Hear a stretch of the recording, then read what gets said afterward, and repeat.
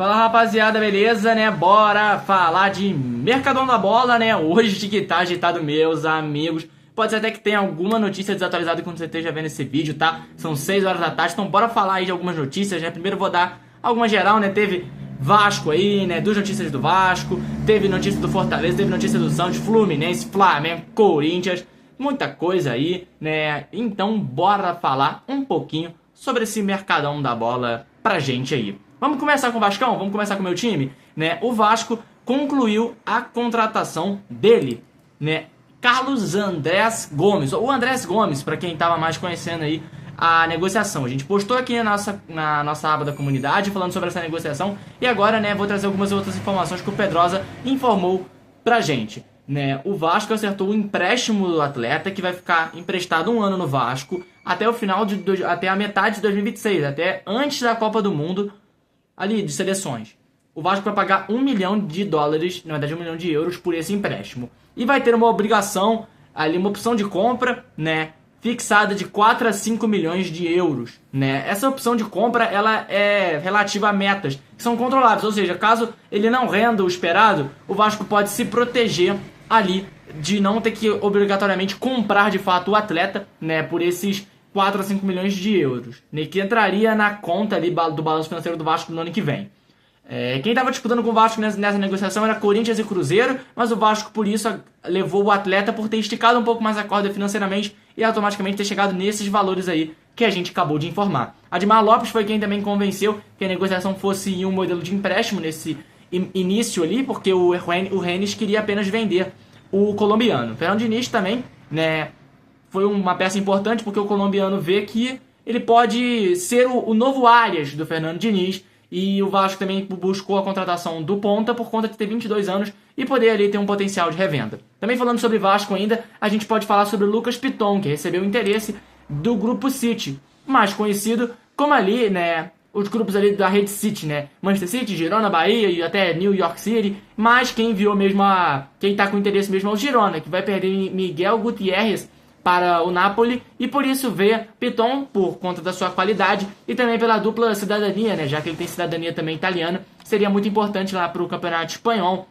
né, já deu passaporte europeu, poderia agilizar algumas coisas. Continuando no futebol aqui do Rio, a gente pode falar sobre o Flamengo, né, não é uma notícia muito relevante para o torcedor, né, e sim que chegou uma proposta pelo Léo Ortiz. Né, há um tempo atrás o Léo Ortiz recebeu uma oferta até do RB Leipzig, que era de 12 milhões de euros fixos e 3 milhões de euros em bonificações. Aí me chega o Sporting e oferece 12 milhões. O Flamengo acabou de recusar a oferta do RB Leipzig e o Sporting vem e oferece os mesmos 12 milhões, que daria quase 80 milhões de reais, pelo zagueiro. É uma oferta burra, né, que foi noticiada pela imprensa de Portugal, mas a gente trouxe a informação aqui. Obviamente o Flamengo vai recusar porque não tem interesse em vender seus principais jogadores, ainda mais por valores ali que o Flamengo pode e tem esse poder de recusar.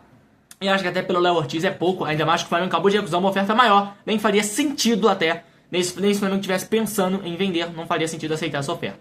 Falando agora sobre Fluminense, tem bastante coisa pra falar de Fluminense, rapaziada. Hoje tá cheio de mercado da bola.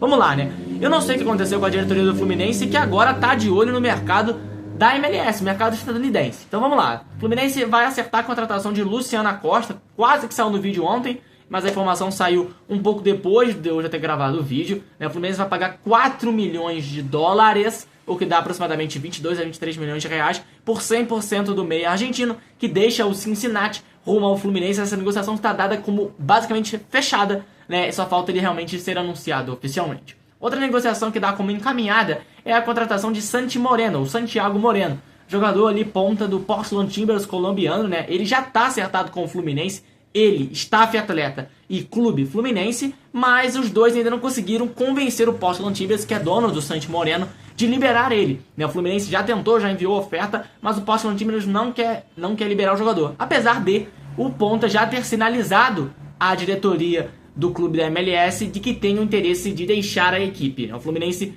vê e prevê uma definição dessa negociação até sexta-feira, dia 8, né? A gente está na quarta-feira, dia 6, como está aqui no calendário, obviamente não dá para ver aqui, né? E também falando sobre o mercado do Fluminense, mercado da MLS, o Fluminense tá aí, né? Enviou 3 ofertas por Rafael Navarro, né, torcedor do Fluminense. Você não ouviu errado, até rimou, né? O Fluminense fez 3 ofertas por Rafael Navarro, aquele mesmo, atacante ex-Palmeiras e Botafogo. Inclusive, uma dessas 3 ofertas que foram recusadas pelo Colorado Rapids, né, que é dono do atleta, que não tem interesse em vender, foi uma de oferta de 7 milhões de euros, rapaziada. E eu achei realmente caro aí pelo Rafael Navarro, que tem boa fase lá, né? São 6 gols em 8 partidas recentes aí, se você for pegar. Aí, números bons, mas acho que são valores ali um pouco precipitados pelo atacante. E uma informação que a gente já trouxe aqui, mas não faz mal relembrar, é que o Fluminense ainda sonha com a contratação do Nino. Apesar de ser uma contratação difícil, já que o Zenit deixou claro que não quer vender o atleta, mas o Fluminense ainda aposta que um possível interesse e desejo do atleta em retornar ao Fluminense poderia ser importante, mas eu acho muito difícil de sair, né? Porque o Zenit realmente não quer vender, o jogador titular lá, acho que é uma transação difícil de acontecer. Vamos falar de Santos aqui rapidinho, né? Depois a gente pode até partir pro mercado ali de São Paulo, né? Que tem uma notícia do Corinthians também, né? Santos rescindiu o contrato com o Pituca. Ele mesmo que estava com 6 jogos aí há um tempo atrás e até poderia ir para outra equipe do Brasil, se tem um possível interesse do Gala muito tempo atrás, mas não aconteceu. Ele jogou a 7ª partida, inclusive não pode jogar para outra equipe do Brasileirão. Né? Pode jogar pelo Libertadores e Copa do Brasil, mas não pode jogar pelo Brasileirão. Isso é interessante porque ele rescindiu com o Santos, está livre no mercado. Né? Ele tinha contrato até 2027 com o Peixe, tinha até um salário considerado relevante, né? Que alivia a folha salarial. Ele que tinha 5 milhões de dólares a receber do Santos, mas abriu mão desse valor e está livre aí no mercado para quem quiser contratar. Acho difícil, porque é um cara que você vai contratar ele para quê esse ano? Já que ele não pode atuar no Brasileirão. Então vai estar recebendo 6 meses aí, sem poder jogar o Brasileirão, que é a principal competição que os clubes da Série A investem, mas outros times da Série B podem buscar ele ali, né? Tá livre no mercado aí, após rescindir com o Santos, realmente não vinha jogando. Acho que foi até burrice do Santos em colocar ele no 7º jogo ali, poderia tentar vender ele. Acho que o Santos tentou isso, mas acabou não conseguindo.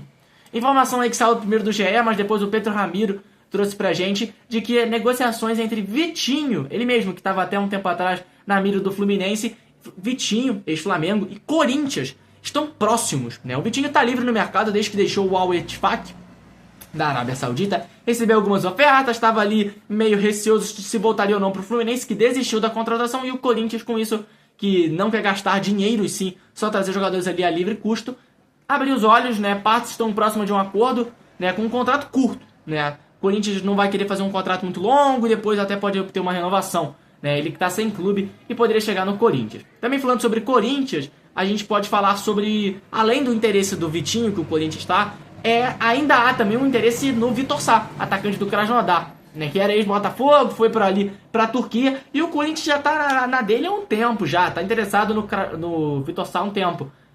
Ainda não foi enviado, já foi enviado algumas ofertas, há uma conversa ali, mas não há nada muito avançado, né, porque o Krasnodar não está querendo liberar o atleta, apesar do jogador não ter, né, apesar do jogador até ter sinalizado um sinal positivo para retornar ao futebol brasileiro até um tempo atrás. Posso ter essa informação porque eu sabia, né, que era o que o Vitor Sá até foi vinculado no Vasco um tempo atrás, mas acabou não indo para frente. Né, essas foram as notícias de hoje, mas pra gente fechar, lembrei de uma agora, porque eu não posso esquecer, né, do nosso Fortaleza aí, né, que tá com problema no gol, João Ricardo lesionado, os goleiros aí não vem apresentando muita constância, então por isso o Fortaleza vai lá e fecha a contratação de Elton Leite, goleiro aí, né, que jogou no Deportivo La Coruña, né, goleiro que já tá no futebol espanhol há um tempo agora, né, a fecha com o Fortaleza, se não me engano a negociação é sem custos, e assina aí um contrato de 1 ano e meio com o Leão do Pici. Né? Essas foram as informações de hoje, um mercado da bola longo de 9 minutos, rapaziada, isso mesmo.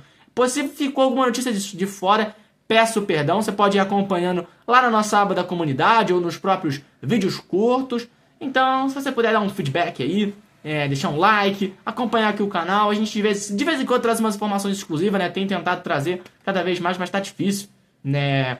Trazer essas informações ali, né? Porque às vezes posso trazer uma informação e não ser verdade, ou acabar sendo ali equivocada, né, na negociação, mas é isso. A gente tenta sempre buscar as informações ou pelo menos reproduzir as informações mais importantes do dia, né? Se você quiser saber mais de alguma negociação mais detalhadamente do que aqui no vídeo longo que a gente abrange um pouquinho mais, né, para falar de todas as notícias, entra aqui no canal, dá uma conferida no conteúdo, que é isso.